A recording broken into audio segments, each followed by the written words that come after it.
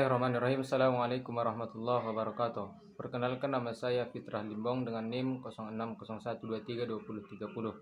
Saya sebagai mahasiswa Universitas Islam Negeri Sumatera Utara, Fakultas Ilmu Sosial, Program Studi Ilmu Perpustakaan semester 2. Baiklah, di sini saya akan memaparkan tugas ujian akhir semester saya dengan mata kuliah kewarganegaraan. Apa saja yang menjadi hak dan kewajiban warga negara? Apa upaya melindungi warga minoritas serta tanggung jawab mayoritas di dalam sebuah negara?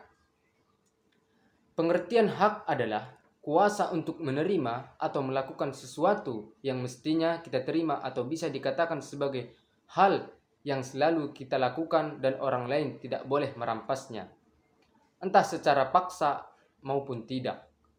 Dalam hal kewarganegaraan, hak ini berarti warga negara berhak mendapatkan penghidupan yang layak, jaminan keamanan, perlindungan hukum, dan lain sebagainya.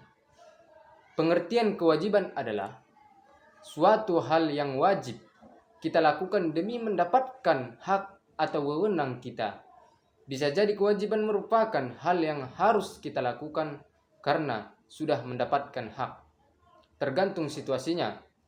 Sebagai warga negara, kita wajib melaksanakan peran sebagai warga negara sesuai kemampuan masing-masing supaya mendapatkan hak kita sebagai warga negara yang baik. Dapat diketahui bahwa hak dan kewajiban ini merupakan hal yang tidak bisa dipisahkan. Namun, dalam pemenuhannya harus seimbang.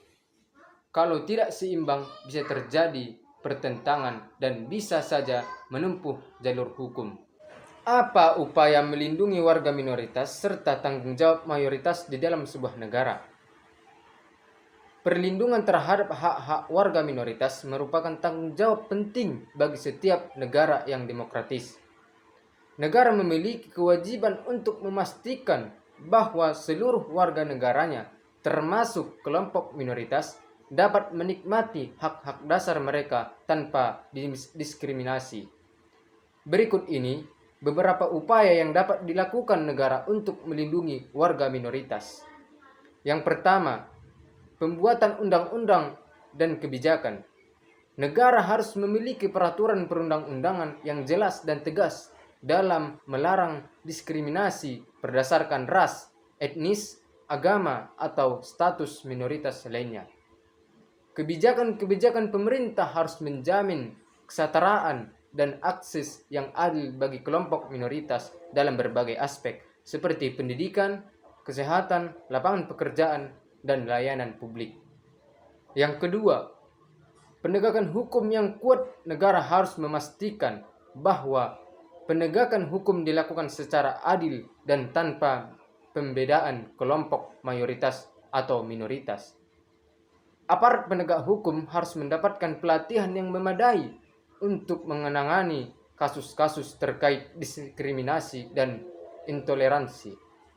Yang ketiga, promosi toleransi dan pemahaman multikultural. Pemerintah harus aktif melakukan kampanye dan edukasi publik untuk meningkatkan pemahaman dan toleransi terhadap keberagaman budaya, agama, dan etnis.